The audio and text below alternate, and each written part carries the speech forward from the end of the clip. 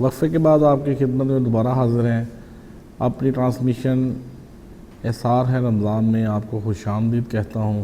ناظرین، حضرت امام زین العابدین رضی اللہ تعالیٰ عنہ اکثر دعا مانگنے سے پہلے فرماتے: اے پیارے اللہ، میں تجھ سے دعا صرف اس لیے مانگتا ہوں کہ یہ تیرا حکم ہے، ورنہ میں کون ہوتا ہوں تجھے مشورہ دینے والا کہ میرے لیے کیا بہتر ہے. ناظرین، ہمارے ساتھ اسٹوڈیو میں موجود ہیں پروفیسر عبداللطیف شاہد صاحب. ان سے میں اپنا اگلا سوال کرتا ہوں. پروفیسر صاحب، یہ بتائیے نیکی کی توفیقات میں اضافہ کیسے ممکن ہے؟ نیکی کی توفیقات میں اضافہ کیسے ممکن ہے؟ قبلہ، نیکی جو ہے، جس طرح دنیا کی کرنسی روپیہ، پیسہ، ڈالر، پاؤنڈ ہے، اسی طرح آخرت کی کرنسی کا نام نیکی ہے. نیکی کی توفیقات میں اضافہ کیسے ہو سکتا ہے؟ نیکی کی توفیقات میں اضافہ جو ہے، اس کی جو بنیاد ہے وہ ہے رزق حلال. میں ایک مثال دیا کرتا ہوں کہ اگر آپ اپنی بائک کے اندر یا گاڑی کے اندر فیول آپ خراب ڈال دیں تو وہ بائک نہیں چلے گی یا وہ گاڑی مسنگ کرے گی. اگر آپ سارا فیول ہی خراب ڈال دیں تو اس کا انجن سیز ہو جائے گا. ایسے ہی نیکی کی جو توفیقات ہیں وہ ساری کی ساری پھوٹتی ہی رزق حلال سے ہیں. ایک واقعہ آپ کے گوش گزار کرتا ہوں. حضرت امام احمد بن حنبل رحمۃ اللہ علیہ، بہت بڑی علمی شخصیت تاریخ اسلامی کی. آپ رحمۃ اللہ علیہ بغداد میں رہتے ہوتے تھے اور دریائے دجلہ کے کنارے آپ کا گھر تھا.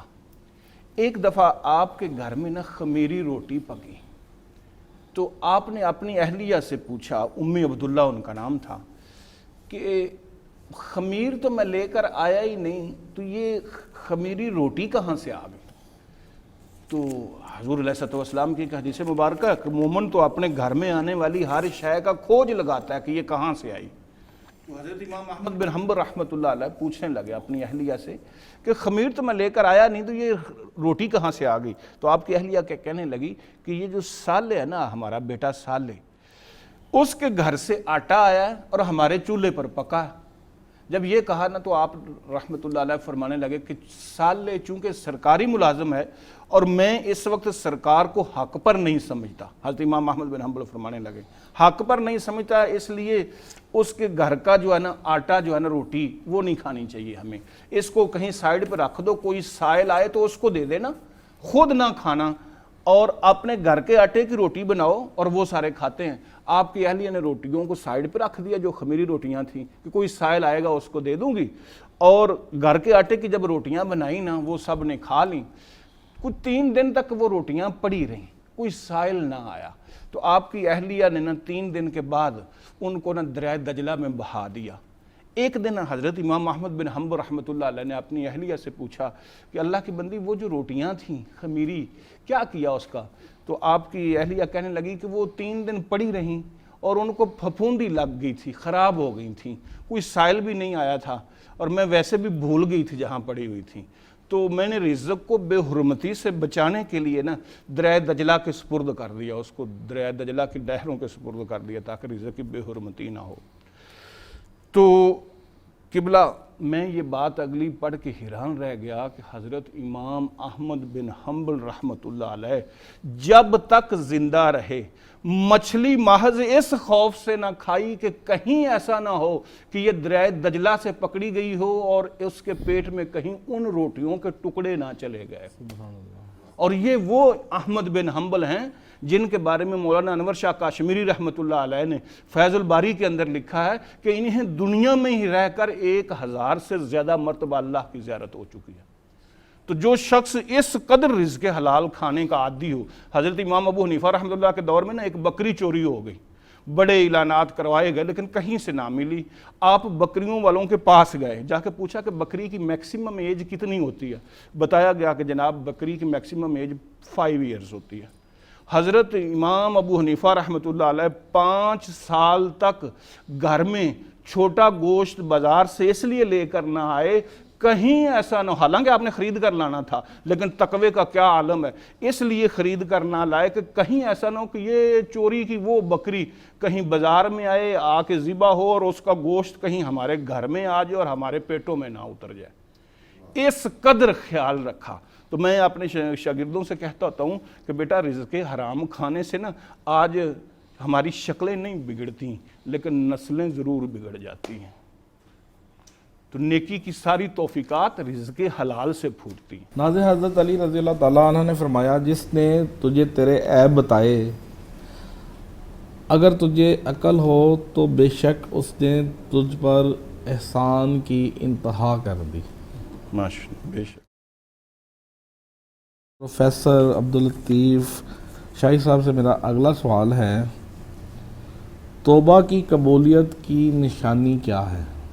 سبحان اللہ، بہت اچھا سوال کہ کیسے پتہ چلے کہ انسان کی توبہ بارگاہ خداوندی میں قبول ہو گئی۔ تو اس کا 2 لائنوں میں جواب یہ ہے کہ سچی اور پکی توبہ، جسے توبۃ النصوح کہتے ہیں، اس کی نشانی یہ ہے، اس کی قبولیت کی علامت یہ ہے کہ انسان کو پھر ماضی کا کیا ہوا گناہ وہ جب یاد آئے گا تو پھر اس سے لذت نہیں آئے گی، اس سے جھرجری آئے گی، کپاہٹ آئے گی، ندامت ہوگی۔ اگر ماضی کے کسی گناہ کو یاد کر کے انسان کو لذت آ رہی ہے تو گویا اس کی توبہ قبول نہیں ہوئی۔ اگر اسی گناہ کو یاد کر کے اس کے اوپر خوف کا غلبہ ہو جاتا ہے، کپاہٹ اور جھرجری اسے آتی ہے، تو پھر سمجھو اللہ کے حضور اس کی توبہ قبول ہو چکی ہے۔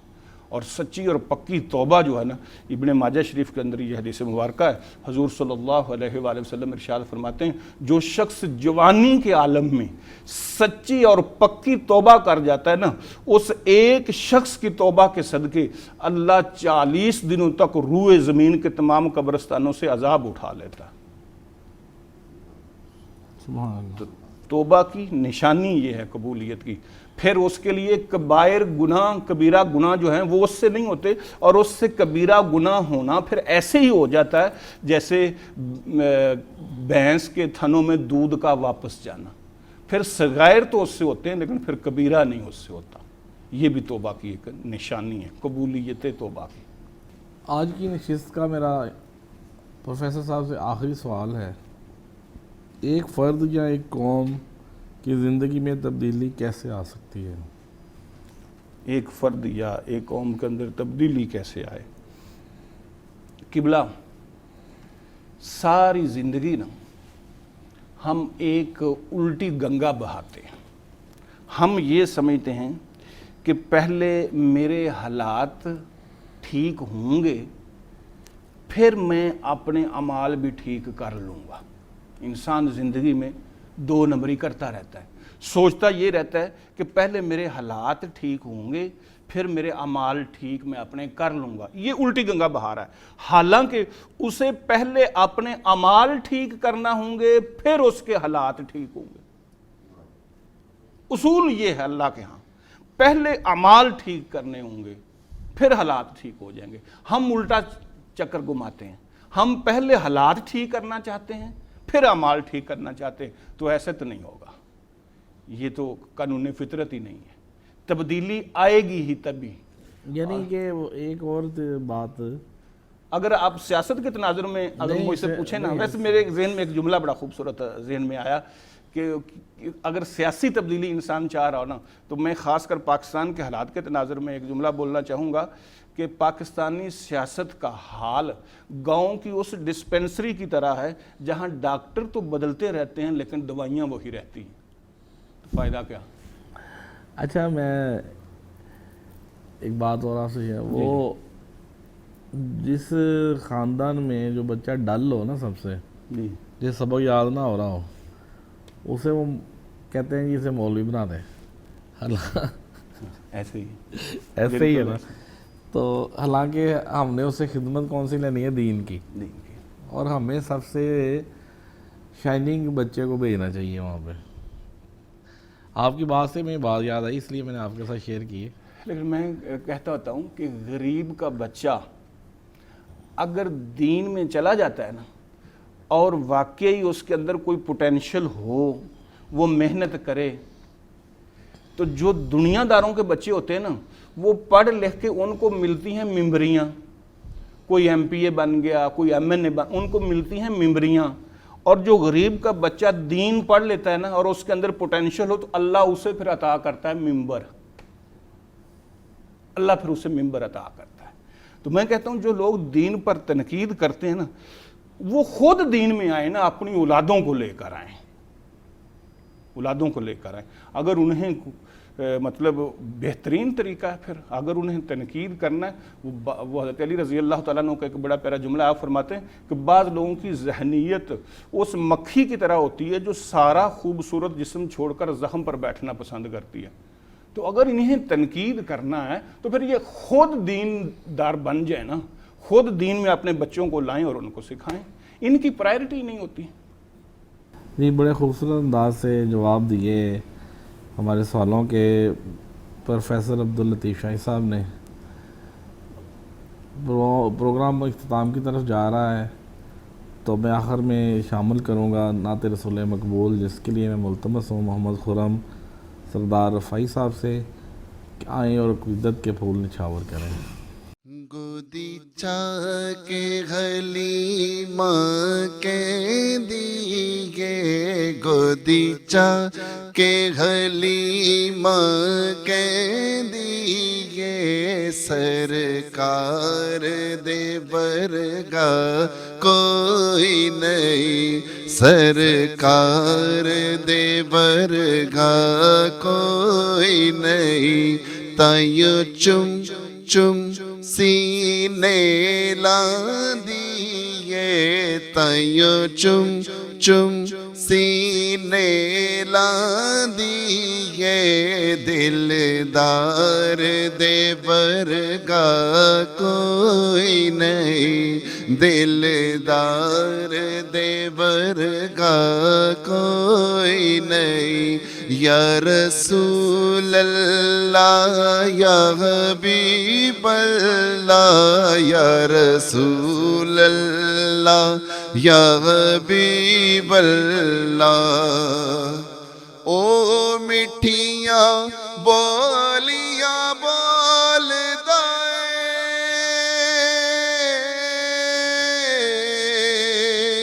او مٹھیاں بولیاں بولدا اے، کوئی ثانی نہ میرے ڈھول دے، کوئی ثانی نہ میرے ڈھول دے. او کنا وچ رس گھول دے، او کنا وچ رس گھول دے، گفتار دے برگا کوئی نہیں، گفتار دے برگا کوئی نہیں. یا رسول اللہ یا حبیب اللہ، یا رسول اللہ یا حبیب اللہ. او بولے تے پاک قرآن بنے، ساڈے واسطے کل ایمان بنے، ساڈے واسطے کل ایمان بنے. جی دے ہاتھ رب اپنے ہاتھ کہندا، جی دے ہاتھ رب اپنے ہاتھ کہندا، مختار دے برگا کوئی نہیں، مختار دے برگا کوئی نہیں. یا رسول اللہ یا حبیب اللہ، یا رسول اللہ یا حبیب اللہ. بڑا خوبصورت شعر. والفجر دے چہرے والا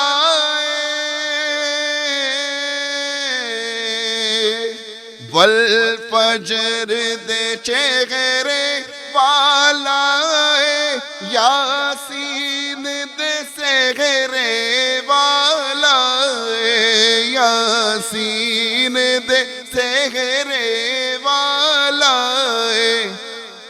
واللیل دی زلف تے ایک پاسے واللیل دی زلف تے ایک پاسے رخ سار دے ورگا کوئی نہیں رخ سار دے ورگا کوئی نہیں یا رسول اللہ یا حبیب اللہ یا رسول اللہ یا حبیب اللہ شیرازی گھرانے لکھ ویکھے او دے کنبے آگے ککھ ویکھے او دے کنبے آگے ککھ ویکھے مینو قسم خدا دی پنج تن دے مینو قسم خدا دی پنج تن دے گھر بار دے ورگا کوئی نہیں گھر بار دے ورگا کوئی نہیں یا رسول اللہ یا حبیب اللہ یا رسول اللہ یا حبیب اللہ ماشاءاللہ سبحان اللہ سبحان اللہ او بولے تے قرآن بنے ساڈے واسطے کل ایمان بنے جدے ہاتھ رب اپنے ہاتھ کہندا مختار دے ورگا کوئی نہیں یا رسول اللہ یا حبیب اللہ ناظرین بڑے عمدہ انداز سے نعت رسول مقبول پیش کر رہے تھے محمد خرم سردار رفائی صاحب پروگرام کا اختتام ہونے جا رہا ہے دعاؤں کی اپیل ہے فی Aman Ullah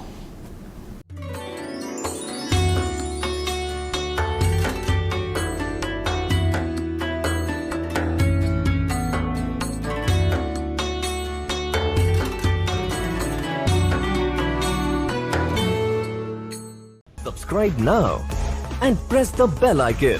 Never miss an update. Studio 99 Production House.